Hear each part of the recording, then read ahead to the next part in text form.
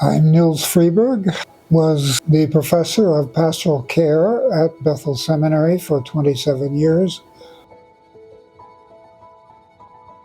More recently, I've been thinking a lot about the two big words of the Bible. The Old Testament word is hesed, which means covenant love.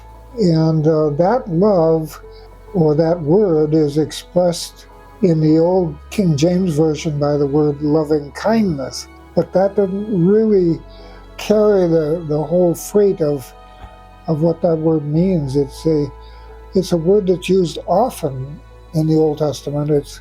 I would call it a major term in the whole of the Old Testament. The idea that it really expresses is loyal and caring love that God gives to his people in order to bind them to himself and to help them reach out to other people in meaningful ways. So hesed becomes a primary term. And then the other word is a New Testament word, agape, which many people who attend church and listen to sermons have heard about. It's the word out of four different words that we have in Greek, New Testament Greek, that express the word love, but in many different departments, so to speak, of our lives. But agape love is God's wonderfully generous love that is expressed through grace and mercy toward us and is transformative in the way that it affects us if we really grasp it fully and open ourselves to express it ourselves, so that the new covenant has as its foundation a very similar concept or value, and that is that God is definitely a loving, caring person, and that is not just for our comfort, but for our transformation and our becoming more like his son Jesus, who is the epitome of what agape love means in the way he loved others, the way he taught, the way he died, the way he expressed the nature of the call that God had for us in the church.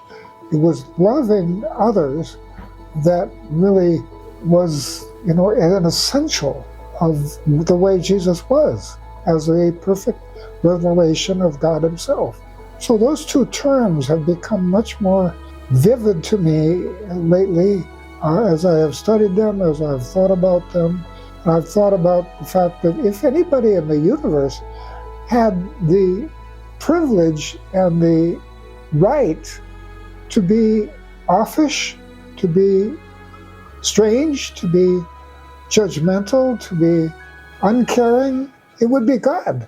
Because if God is perfect in all his personality and character, he could easily just say, those people, they're a mess, they're a burden, But he didn't do that. He wants participation with us. And he wants us to participate in him as well. So those two concepts have become so much more powerful to me over the last few months as I've thought and prayed about that whole framework, especially around Christmas, when try to put the incarnation into a framework of the deepest values that are held by God himself, and how that changes us and the way we act toward each other. So it just has been just reverberating in my mind and head and heart over and over.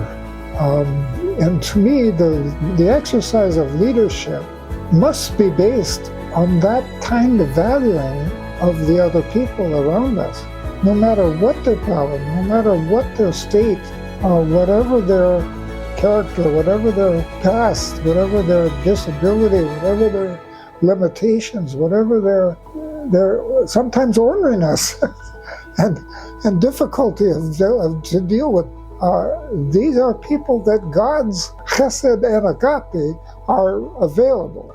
And so to me, that's what Christian leadership has to be based on if it's going to be really in tune with God himself.